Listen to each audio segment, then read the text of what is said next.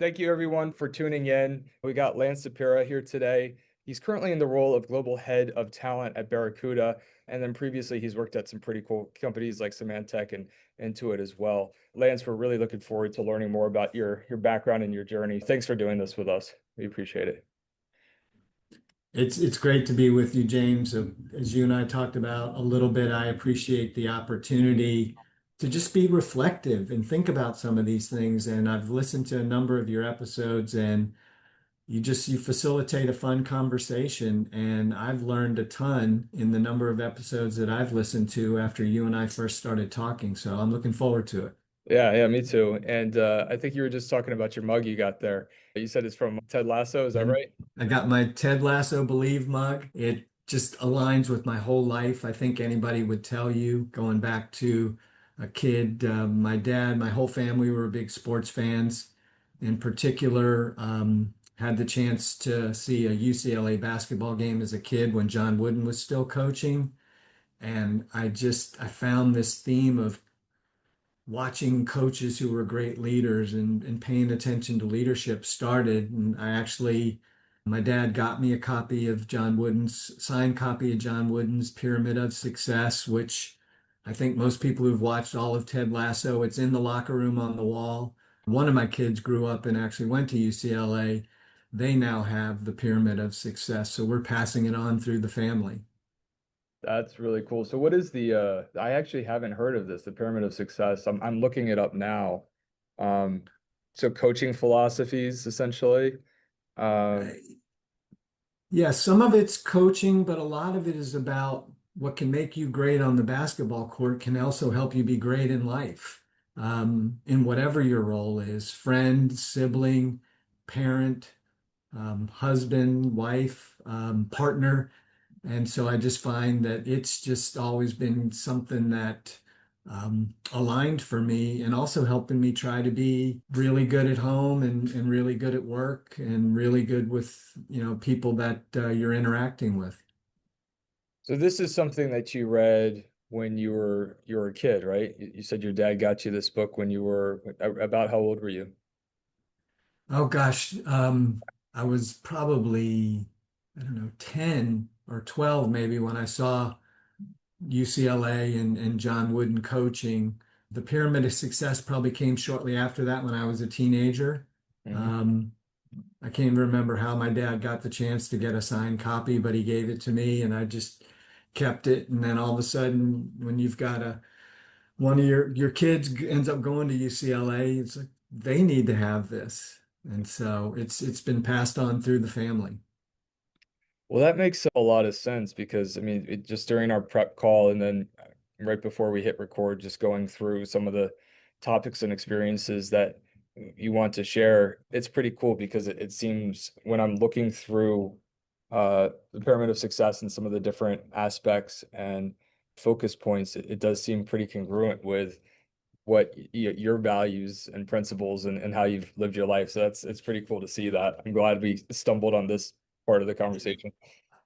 Yeah. Me too. And the same thing for the character Ted Lasso, doing something that's seems completely out of line with the right choice. A U.S. college football coach becoming a football coach in the UK, but it works because, as humans, I think we're always adapting and change.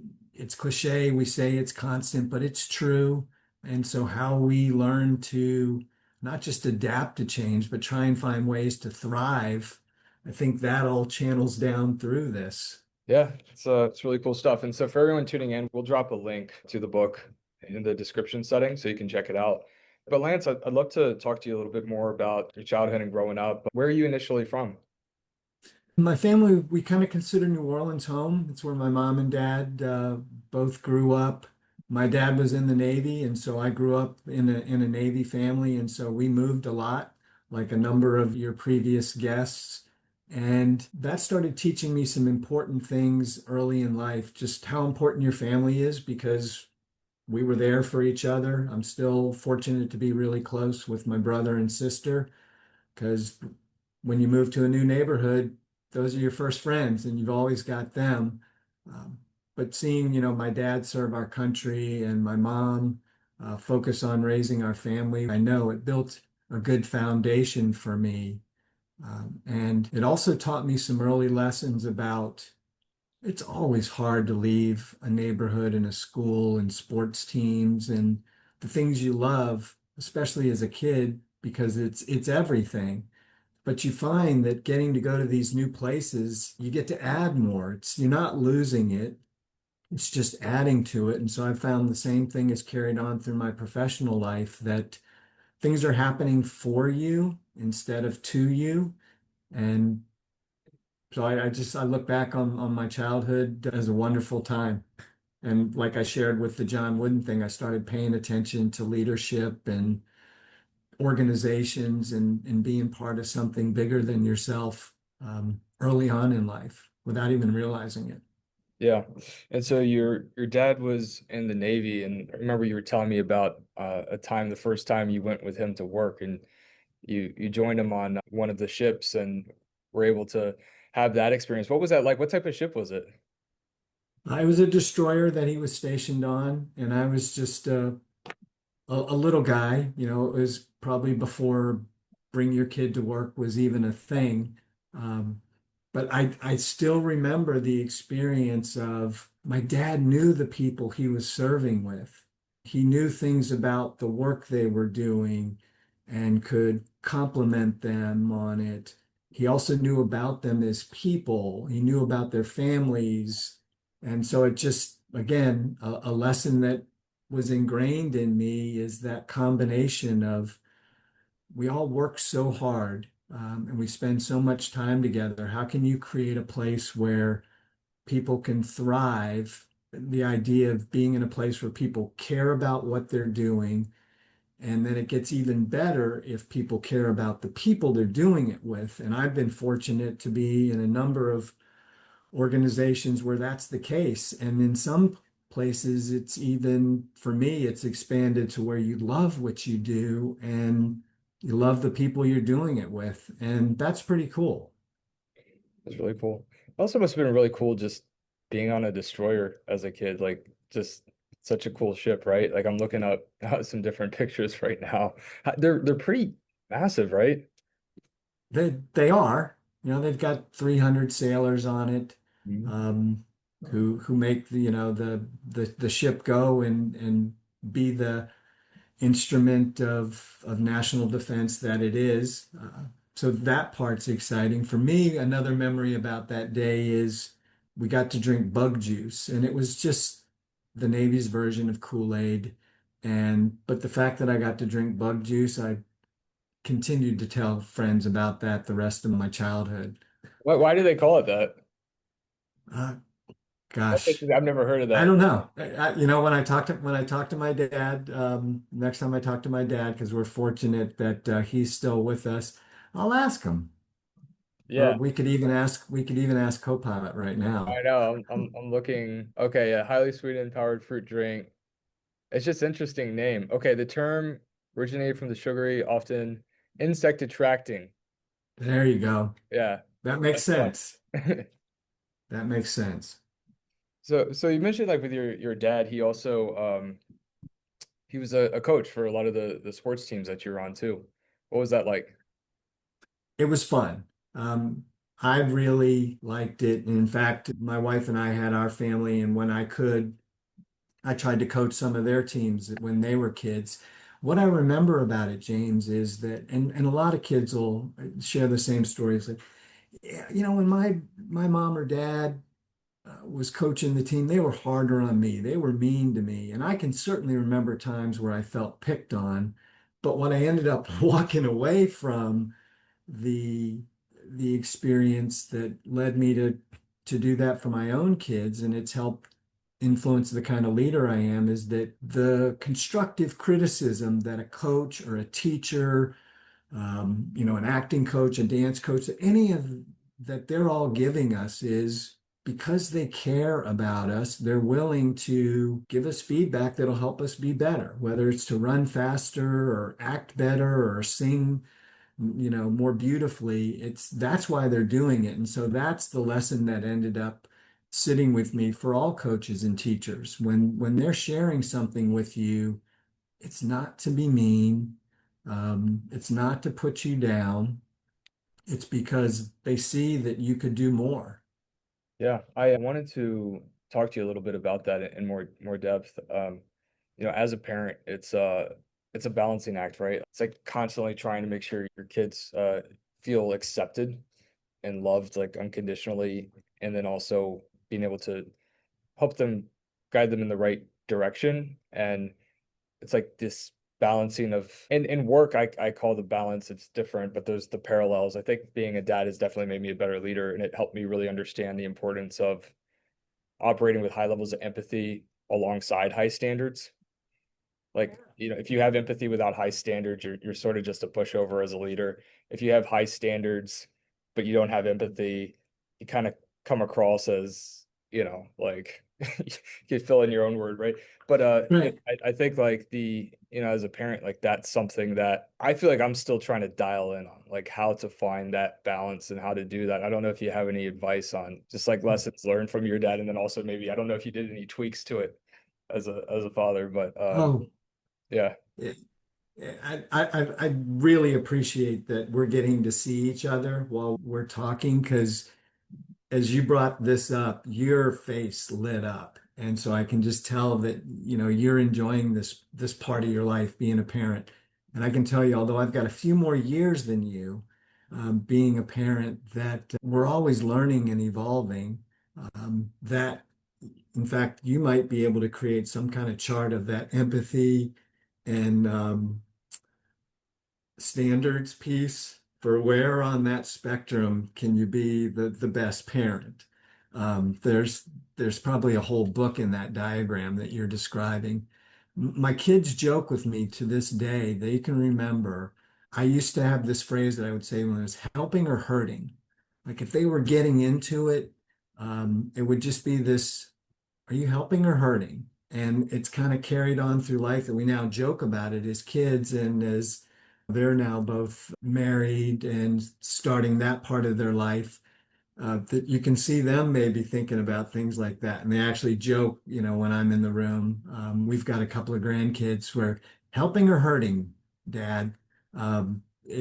It just kind of transitions through that whole piece of helping them be prepared to make their way through life, become good contributing citizens to society while also doing everything we can for them. So, how do you find that balance of not making it so easy that they end up not being able to work through change and conflict at work and in life? It's an interesting challenge. I'm not sure I've got a ton of advice for you other than try and because you care and I could see it, like I said, how you light up. I'm sure you're being and going to continue to be a great dad.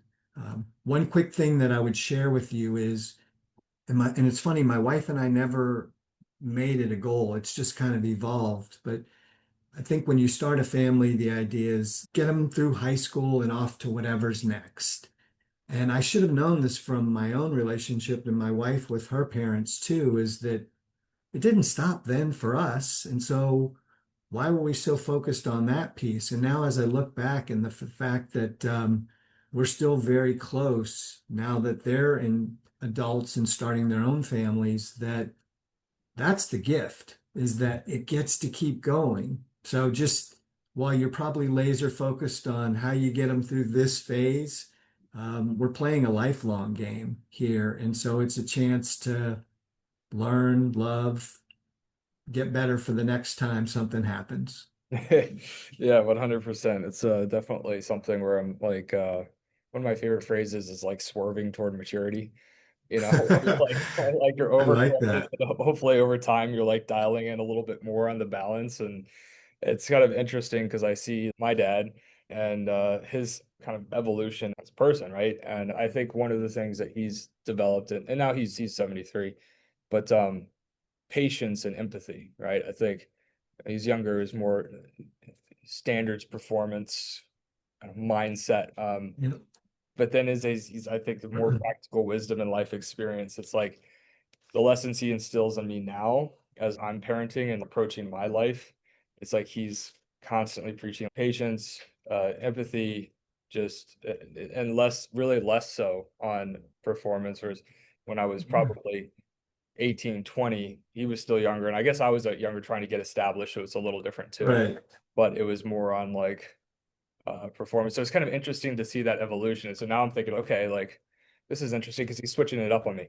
Like so now, That's right. like, how do That's right. I try to incorporate these different things, right? But yeah, I think it's a really interesting experience, like looking at how we're raised, and then it's like, do we tweak? Do we keep the same? And then also just learning from our parents as they get older and they change is really interesting too, right?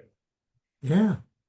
Yeah, And I think that ties to at home, at work, if you're volunteering in the community, doing things like that, how we all treat each other. Yeah, I think we start to gain a greater perspective, and everything isn't black and white right now. It's, you said patience. I think that would help a lot if we all took a deep breath, whether it's with our kids in the moment, yeah, a coworker, or somebody in the community, to take a deep breath and think about what's happening, yeah. helping or hurting. I like that. Yeah. I like that. I like when there's simple phrases that they're easy to remember and you can just pull them out when you need them. Yeah. It's nice when you have those types of memorable terms. So that's a good one. I wrote it down.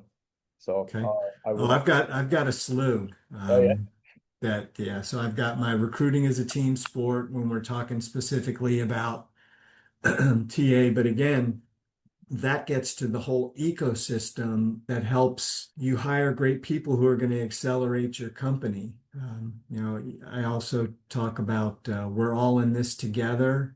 And for me, that draws back to the proverb that I think most people are familiar with. If you want to get somewhere fast, go alone. If you want to go far, you need to go with others.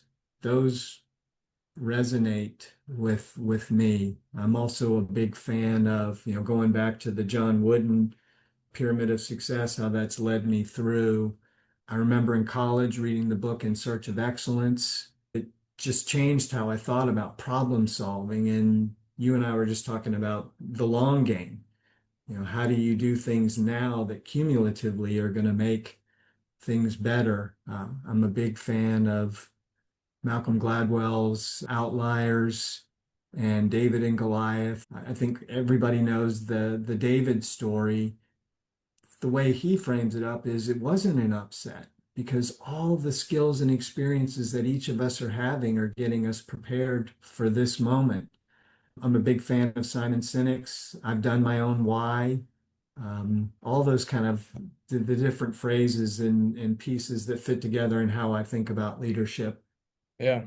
I can't understate what I believe to be the importance of these personal development books and authors. I think there's like two kind of camps, right? Where I think a lot of people consider it's a kind of like almost a self-help category, or this development category is not like hard skills, or they don't necessarily make it a priority, or they see it as like almost more like positive thinking, or they're just not as invested in these things. And then there's another camp of people. I think generally a lot of the leaders I speak to, folks that are really thriving, I think are very dialed in and think about these things a lot and read these books. The biggest influence outside of my parents was Tony Robbins. Um, for sure. Okay, He changed sure. he changed my life. I would love to meet him before, hopefully I can meet him one day. Um, but Well, there's got to be somebody who's listening to these conversations that you're sharing, and now that you've done so many, who knows Tony. So to yeah, that person or persons, connect James with Tony. Come I on, people. yeah, I know. When I initially started my company, for the first 2 years, I paid advisors more than I paid myself. And a lot of that went toward different events and courses through the Tony Robbins organization. And this was at a time when I really didn't have any money. I found a way to put together $15,000 to go to his business seminar.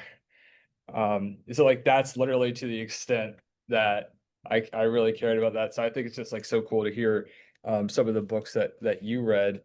I would love to learn more in Search of Excellence. I haven't heard about that one. Is that more of like business or personal or?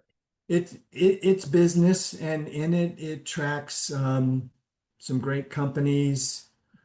I should go back and look and see if there are companies that haven't made it. It just talks about how you can do things to create culture and high performance, and not just for success in the next quarter, but how do you become an enduring organization in a way that, as we were talking about earlier, where the company's thriving, people are thriving, and that I think just spins out of the work to your customers, everybody you touch. Employees who are thriving, I think, are they're better citizens in the community because maybe they're not as stressed and they're happier. Just a lot of, I think, goodness comes out of that. And so it got me thinking that way, and also starting to look back early in my life, whether it's sports teams, we've talked about my family. Um, I was involved in Navy ROTC in college in my fraternity. And just as I look back at the organizations, being part of organizations that really were, I was starting to feel like I'm part of something larger than just me. And sometimes it was a small basketball team, and sometimes it was larger organizations. And I know that led me on a path to join the Navy. Mhm. So I'd love to learn more about that. Like, what was that experience like joining the Navy? Ah, I, I'm smiling thinking about it. Even though I grew up in a Navy family, I didn't intend to have a Navy career. I signed up for the Navy ROTC program because I was looking for a way to help my parents pay for college for me.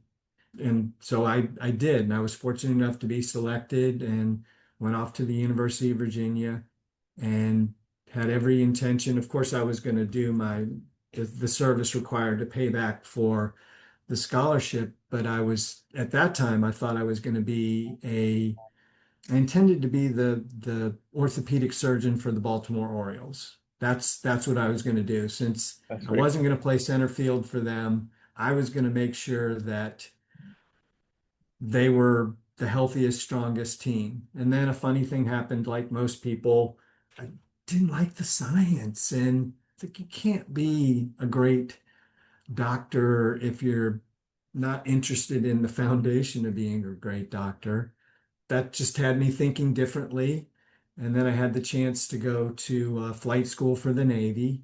And I went when Top Gun was all the rage, and it was a really exciting time.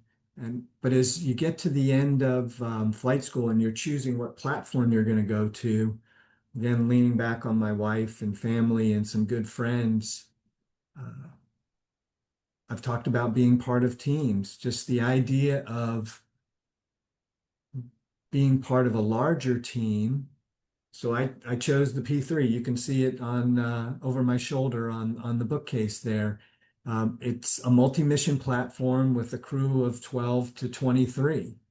And the idea of working with this crew to accomplish the mission, I gravitated towards that, and not that people who fly a jet by themselves, or maybe with a radar operator aren't doing that. But just the bigger team was something I was more drawn to. And now I kid with friends that second to an aircraft carrier, the P3, the mighty Orion, is the most capable platform in the US Navy because we could do anything. And by platform, the P3 is that, sorry, I'm not familiar. So that is that That's an okay. uh But airplane or by platform we mean that the capabilities that, while yes, it is an aircraft, okay. we could do anti-submarine warfare. So anybody who's watched the movie about that, we also carried mines, we carried bombs, we carried torpedoes, we carried missiles and rockets on the wings. There isn't a mission that we couldn't do. We could sink a submarine, we could sink a ship, we could go over land and target bad guys. I can think about some moments in my Navy career that still stick with me. And I can remember we were flying over land during NATO operations when the people of Kosovo went to vote, and um, how proud we were all to be part of that in this NATO force that was ensuring people could go safely vote. So, from anti-submarine warfare to doing that, just it was an amazing experience for me. And also another piece that taught me about um, to watch transformation as the Cold War ended and we transitioned to what became, the next couple of decades of the global war on terrorism. That changed everything in the Navy, how we trained, how we actually fought, the global countries we had to work with, internally, how the services worked. And so it was also one of these pieces that started to help me see change is always happening and you have to keep up with it and try and stay ahead of it. That's really interesting. So what were the biggest changes that occurred? I mean, this is just again an area that I find fascinating. It's not a world I've lived in. So what was like that shift? Okay, so the Cold War is ending. There's in particular as you enter the early 2000s, when you say the Navy was changing, what were some of those shifts that you saw? Oh gosh, so many. Well, for us, I can speak specifically Sure. to the P3 and our crews. We went from making sure or trying to make sure we knew where our then the adversary was the Soviet Union, where their nuclear submarines were.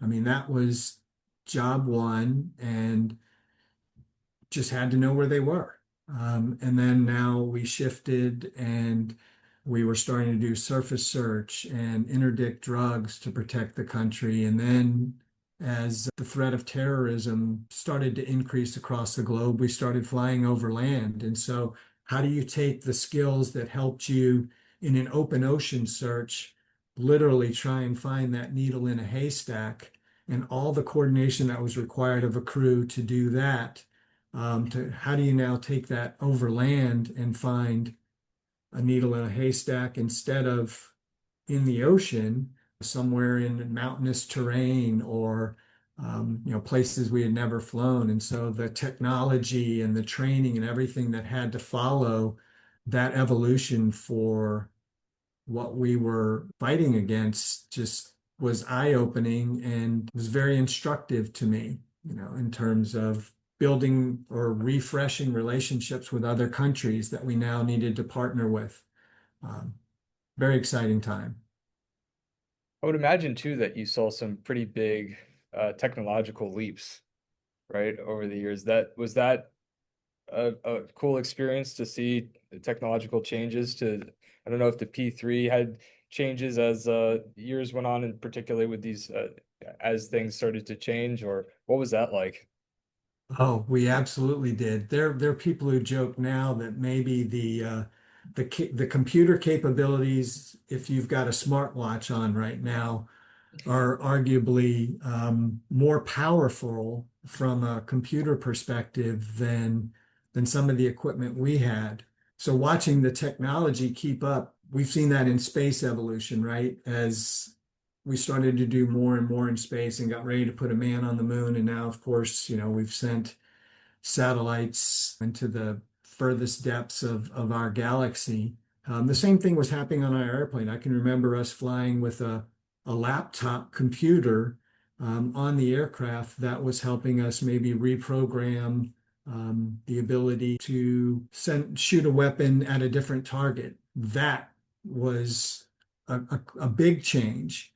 And now, of course, that's happening instantaneously with the way technology has changed. So Yeah. it was also a part that helped me think about, while you need to be an expert with what you have now, you also need to be paying attention to what's coming. We can't do everything. This relates to, our TA technology conversation. You can't do every new thing that's coming. You need to be thinking long game, but you also have to make the right moves to make sure that not only keep up with the competition, but how are you in a position where the combination of technology and your well-trained special people who are really great at what they do, how do you bring that together to achieve your objective?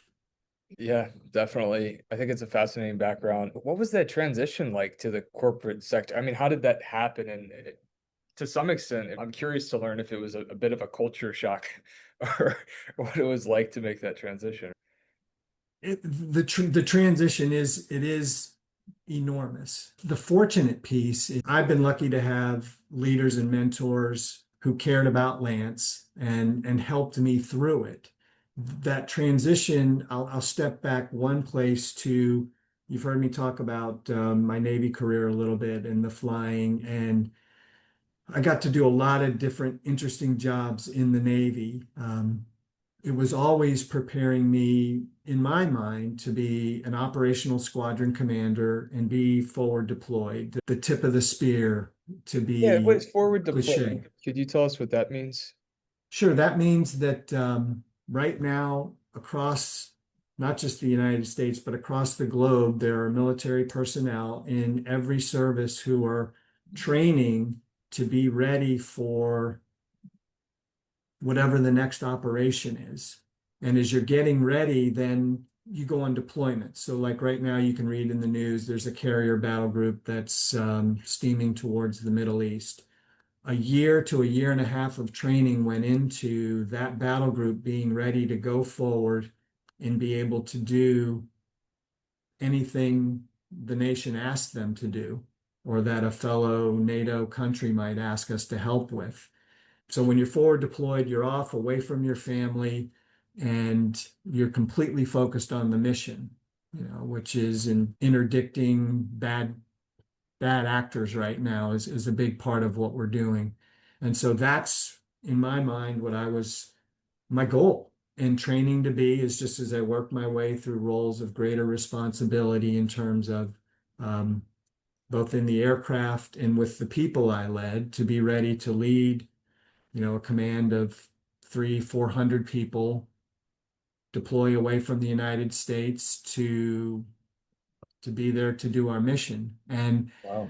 when I came to that stage in my career and I selected for command, which I was really excited about and proud of, it wasn't to lead an operational squadron. I remember my boss, who's was a great mentor and leader and now is a good friend, came to tell me the Navy wants you to lead a recruiting command. That's not flying forward deployed. And I was disappointed. I was upset because I had this goal of what I wanted to do. And my wife was upset for me. It was like this isn't what was supposed to happen. What it really meant is it wasn't what I wanted to happen. And we were so fortunate that my boss at the time sat us down and said, I know this isn't what you want, but he also said, you have prepared, you can do what you thought was next. Going to lead in Navy recruiting is going to be the hardest thing you've had to do in your professional career. Wow. And so here it is, instead of something happening to me, it's happening for me. And so we said, okay, it's what the Navy needs us to do. And our family packed up and we moved from Virginia Beach, Norfolk area to the Bay Area in California. And all of a sudden, I was in charge of 300 sailors from the California Oregon border over into northwestern Nevada down to the middle of the state of California to find the next great sailors for the US Navy. So that 300 person organization, those were all recruiters? Well, recruiters and people who are doing the logistics of the Wow. organization to make sure, the recruiters have cars and if you drive out in any community, you'll find an armed services recruiting station. And so that's those people. And what I quickly learned, James, and this was the piece that changed my life, because I had been a consumer of the Navy, because our favorite thing, both as a kid growing up, watching it with my own mom and dad, and then my wife and I's experiences, our favorite thing about the Navy was what we were doing and the people we were doing it with. And as I stepped into it and was really embraced by the recruiters who taught me the how to be successful in the mission, what I realized is I now had this opportunity and responsibility to pay it forward so that my friends and shipmates who were out there serving in forward deployed roles now had the luxury that I did of everywhere you went, you had great people. That now fell on us, and that changed everything for me. And I fell in love with recruiting. And it was just wonderful to get out in the community and find people who are going to be the aviation electricians, and of course the pilots and ship drivers, but also the IT people, the cyber warriors. You Yeah. have to go find those people, and all the services are doing it. So it is insanely competitive trying to find the next great sailor, soldier, Marine, Coast Guardsman, airman. And that's where I fell in love with recruiting, is when I think about the impact that it can make. Right. So I mean that's a massive organization. You were a commanding officer, and then I also see on LinkedIn chief operating and HR officer. How was that broken down? Was that for the SF region? What's the structure of the organization? Or what was it at the time? It's changed a little bit since I was there, but the idea is you have these recruiting districts, they now call them talent acquisition groups, situated throughout the country, and each of them has a circle of responsibility like I described, where in that population, uh, we needed to find the next group of people to learn how to maintain aircraft, run the engines on a ship, the nuclear power plants on submarines and ships. And so it taught me a lot more about the Navy too. Yeah. And it took me back to, because I understood the business when I went out in the community, I could talk to people about why it was necessary. And there are still some very good conversations going on this day about some people. Why do we have an all-volunteer force? Why do you need to talk to young people in high schools about military service? And for me, as someone who had lived it, it was the chance to, we need terrific people who are out there in uniform representing our country, but also making sure that we're successful in the mission. And so you have to have the best people, just like Acme Inc. back here, in the US or any country. Together, all the recruiting districts are finding enough people to go off to Navy boot camp, Marine boot camp, Air Force boot camp, because one of the things about the military that's a little bit different than the private sector is if you have a 13-year tenured person as a product developer or an engineer and they leave a role, we open up a role and we go find somebody who's got the experiences and skills and we bring them in laterally. It's much tougher in the military when you lose someone after 8, 10, 12 years of training. You have to be growing your next person because we can't just go find that and bring it in. And so the idea of the recruiting we're also doing is the best recruiting tool, in my mind, is always retaining your best people, right? And so there are people who are in boot camp right now, and the Navy knows that we need X percentage of them to serve 20 years. So we've got people who have, through stepping stone of experiences, are prepared to do that job 18 years from now. And so that taught me a lot about finding great people and making sure that you're not convincing them to do it. It's what they want to do. So there's that piece. And then another piece about military recruiting that has informed how I lead and recruit now is we all know how hard it is, after somebody signs an offer letter, wherever they are and across the globe, to make sure they show up, right? And so the idea of we have to wait 2 weeks for James to show up or 60 days in some countries with notice periods, that can seem like forever. And the organization needs to do a great job to keep you engaged across that 60-day period so you show up on day one and get your badge and your laptop and go to work. In the military, people are often signing up and they're not going to start for 8, 10, 12 months. And so how do you keep someone excited and engaged about what they signed up to do for their next job for that period of time. It just takes a level of effort. Recruiting doesn't end when you get the offer letter signed. That's, It yeah. continues to, they show up when they're supposed to, and then how do we help them thrive when they join? How do we help make sure that they achieve their personal and professional objectives while they're with our organization so they stay?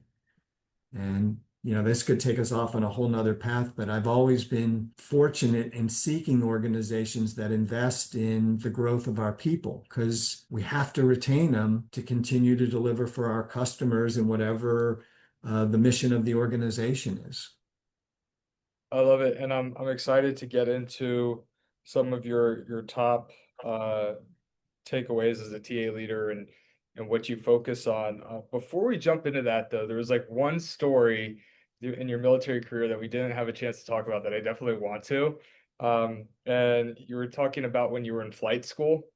Remember you told me that story about the acrobatic solo you were doing. So I would look if you could tell us that story and maybe just give some background of like what any kind of terms mean that are more like, insider specific, but we'd love to hear that story. Sure. A couple things to set up that example. One of the things you learn early on is, and I think this applies to all jobs, you don't get in an airplane. You strap the aircraft on, and it becomes an extension of yourself, regardless of the size it is. And so for a race car driver, it's the car for us when we're commuting, but you're strapping that on, and it is now an extension of yourself. The next piece is three things you learn are you aviate, navigate, communicate in that order. And why that's important is because when something changes, whether it's an emergency or bad weather or whatever, you have to fly the plane safely first, then navigate. So make sure you keep the plane level and flying, navigate to make sure you don't fly into something you shouldn't. And then the third piece is communicate. You do it in that order. Because if you start talking and trying to let people know what's going on and the airplane gets away from you, it's in the news. Mishaps happen. So you aviate, navigate, communicate, and that is instilled in us from day one. And that now translates to when something happens at work or in life, fly the plane first. Take that deep breath, think about what's going on, make sure you're safe, in control. Then think about the next step so you don't fly into something. And then the third piece is tell people what you're doing. And again, because I think you facilitate these fun conversations, I shared with you the idea that after you learn how to fly the plane safely in flight school and you've done your solo, you move into aerobatics and formation flying to hone your skills and develop some new skills. And in doing aerobatics, you do things that your body's not quite used to. And when I was out on my aerobatics solo and I was doing my first loop, we've practiced it a ton with an instructor before you go do it yourself. And so you follow the process, you get all set up, and you've done it so you know what to expect. And when I was doing my first one, the adrenaline is crazy. Your brain's thinking about 1,000 million things at the same time. And as you're going through it, I just remember as I was approaching the top of the loop, it just didn't feel right. And I can't describe it, but it's a combination of weightlessness and yet G's on you to keep you in so you can safely complete the loop. And it just didn't feel right. And a million things go through my head to include, am I sensing this wrong? If I mess this up, the airplane's going to be out of control. And then you got to miss it's just a million things going through your head. You think about your family, all the, and I just, because of the training we had, the aviate, navigate, communicate, I simply just pulled the stick a little bit closer to me. And all of a sudden it felt normal and I finished it and came out of it. And one, it was exhilarating to do by yourself, that the Navy trusts you to take this airplane and go do it and practice and bring it back safely. But the other piece that stayed with me across my life is that we prepare, we train, you're ready. And when you're doing something and it doesn't seem right, there's this combination of, if you've done all these other pieces, sometimes we have to trust our instincts, our gut. And maybe make that little tweak or make that hard change. But to make sure you come out of the loop safely, you have to do it. Because if you don't, there are some unwelcome consequences. And so that has just stuck with me through, my personal and professional life. There's some really good lessons there. So the aviate, navigate, communicate, that is so applicable to everything. And then again, it feels like some of the best advice I feel like after the fact is like, oh yeah, like of course, but it's stuff that you don't necessarily think about. Like that's to me often the best advice I get. It feels like common sense after you heard it, but you never would have thought of it without being able to learn from other people. Uh, but yeah, it's like this just the basic principle of like, look, if something doesn't feel right, like change it. It's really, Yeah. it's Yeah. probably because something isn't. And what's so cool about that experience that you had is that it was probably so emotionally engaging and such like a almost like a peak experience that it Mhm. probably like really psychologically just instilled that principle in you more than if you were just learning it in a classroom, right? Because to some extent, it was probably a pretty intense moment that instilled that lesson. You're absolutely right. And I know that's why the Navy gives us all that experience in flight school is to experience that and take it forward with us, share it with our crews, share it with others. And it's that, the Aviate, Navigate, Communicate is another one of these short one-liners, that Yeah. help me stay focused and trying to be successful at life. The Another one is just the pebble in the pond, right? And the ripples go out, and depending on how big the pond is, you never know where the ripples are going to end. And that one, I think, is the ripples continue to go across my life and remembering, some of these lessons we've talked about in our conversation today. Yeah. So I'd love to talk to you about right now. You've held multiple talent acquisition leadership roles. Now you're in a role head of talent role. So are you overseeing people ops and talent acquisition now, or is it exclusively Uh, talent acquisition? it's right now it's TA focused. Okay, got it. So at this point, you've run talent acquisition recruiting for the Navy. You've done it in the private sector. I believe Barracuda is the tech industry, right? It's a tech company. Is that right? Cybersecurity company. Yeah. We're a leading provider to keep our customers and their clients safe against all the threats. You might be interested, by the way, we recorded an episode with the CEO of Tenable, probably a couple years Okay. ago, publicly traded cyber company. I think probably 2 years ago at this point. I'll look for it and I'll find it. You might find it interesting, but uh, I'm sure I would. he ran the president of RSA and a couple of cyber startups that sold to like the big players. So I'll definitely, definitely go listen. Our CEO before joining Barracuda was CEO of RSA. well, yeah. So There's a tie-in. yeah. So he was president of RSA, our guest, Okay. probably 10 plus years ago. Okay. I don't know exactly, but anyways, something possibly interesting for you. Yeah, thank you. Yeah, of course. Okay. So as a TA leader now at Barracuda, and what would you say for other talent acquisition leaders and other executives, or really anyone who wants to build phenomenal teams? What are the top lessons learned or takeaways that you can share? That's a good question because it's a forcing function. We all have 1,000 things that either we have to do or want to do. Nobody has the bandwidth or capability. Well, maybe some people do from a resources perspective to do them all. And so for me, you have to be laser focused on the top couple that help your team move forward. And so for us, it is this job one is recruiting people who can accelerate the business. Every role, I think you and I even talked about this, every role is really a business problem to be solved. And how do you find the person or persons who can help your organization? So for us, it's staying laser focused on delivering people who are going to accelerate the business. And I It's remember, not just putting anyone in there. It's people who are going to make the organization better.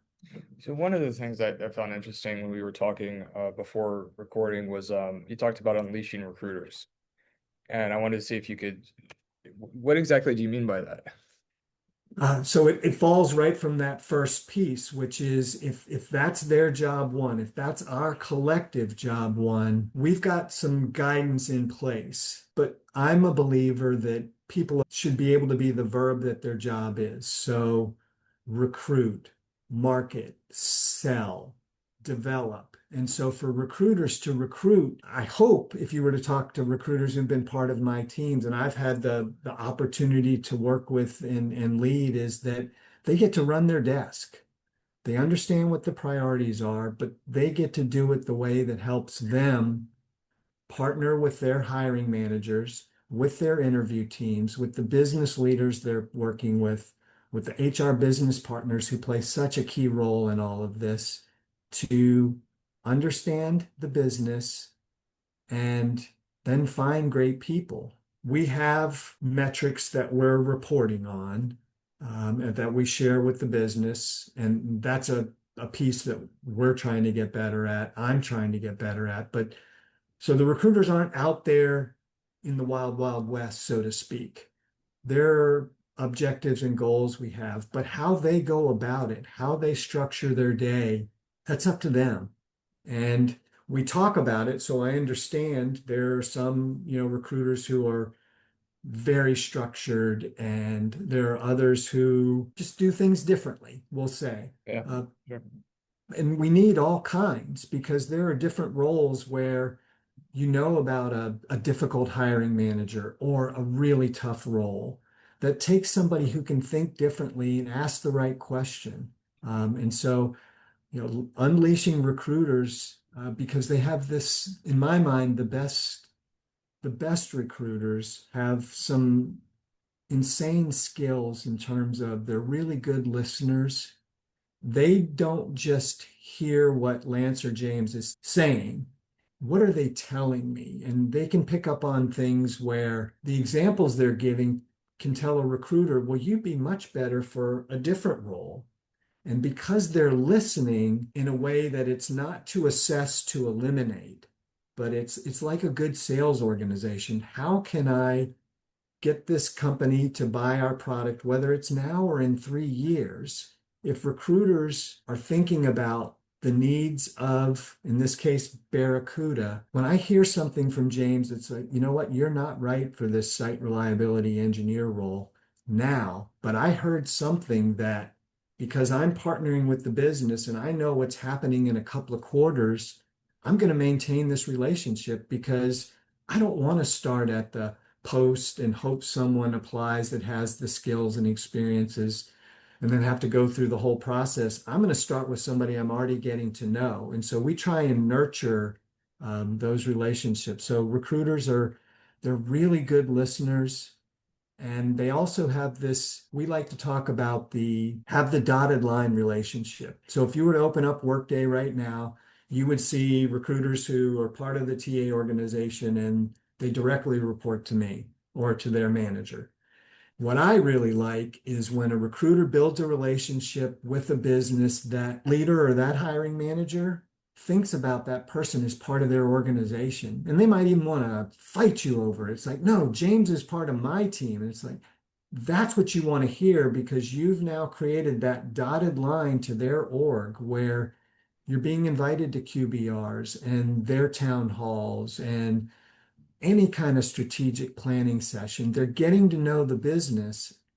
One, it helps them assess and get the right people in, but it also shows a respect for the business in the sense that who doesn't get excited to talk about what they do? And so that's a great way to learn the business. And then if the recruiter is learning these things about the business, if they've sat in on some interviews or maybe a working session, a whiteboard session the team has, they can take that.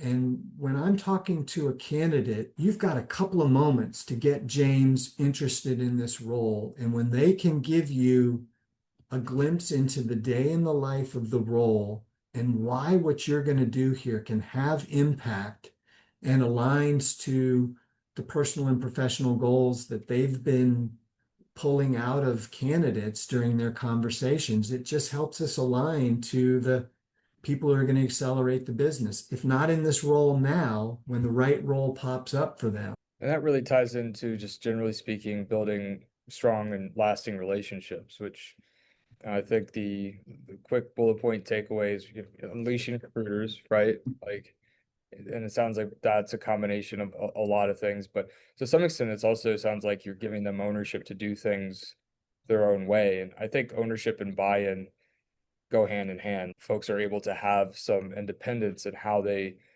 approach doing their job. I've learned this, I want to say the hard way, or maybe it just took time. I don't know if it was necessarily hard. Just like I've been running my company for a decade now. So I've been around for a minute. I've led a lot of individuals and helped hundreds of companies hire. I've seen a lot of cultures. And I think what I've learned is people typically perform better or they take ownership of their outcomes more when they have more influence over how they do their job. And so it's this balancing act of having consistency, particularly as you start to scale, but it's also about providing flexibility and allowing ownership. And so I try to find the right balance, and I think it's unique to every organization. It's always a little different, but what I try to, I don't want, if somebody wins, I want them to feel like it's a team win, but it's also like they made that impact. And also if they don't get the outcome they want, I don't want them to feel like, well, I could have, if I had been able to, if I was trusted to do it the way I wanted to do it, we could have gotten a better outcome. And so I try to be flexible. I set the Yeah. North Star. I say, this is what I want to have happen. You could, within that, you do it, right? And if, of Mhm. course, if there's challenges, then maybe there has to be a little more structure where I step in and I say, okay, like we need to do more of this. You need to do a little more Right. of that. But I think that's a critically important leadership lesson. Yeah. I think you've got another one of your graphs there with how do you stay on that happy point of the line, if you will, between freedom and outcomes in different people are on different parts of that trajectory. Again, it's fun that we can see each other because as you're telling me that, I can see your brain working and you're lighting up talking about that. So this is fun. Yeah, it's a lot of fun. Looking through my notes and I mean there's so many good things to talk about. I think what I want to make sure that we cover is I would love to hear about how your definition of success has changed from maybe the formative life experiences, right, to as a young adult to now being in your prime, overseeing a large organization, like, and also, of course, the personal journey as well. How's that changed over the years?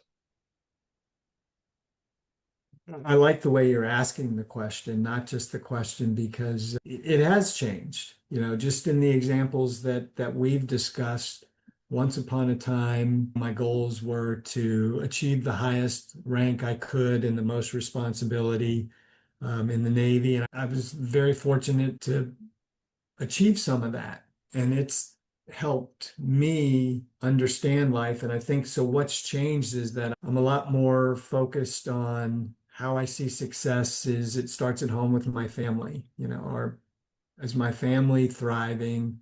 Because I work hard to try and provide for my family. And so we're always again on one of these graphs, right? Trying to find that right balance. And sometimes work overtakes home life. And that happens to be good at our job, to fulfill our responsibilities. And there are other times where what's going on in our personal lives influences work and you can't do it. And that's when you need teammates to pick you up. And so as I think about that, just seeing my family be successful and then instead of more about my own success in terms of climbing a ladder of titles or something, I just have really come to think about it in terms of people I've had the chance to influence and that I've been influenced by. And I'm not as great as I would like to be in terms of keeping up with even some of the people I've talked about who've influenced me in today's conversation.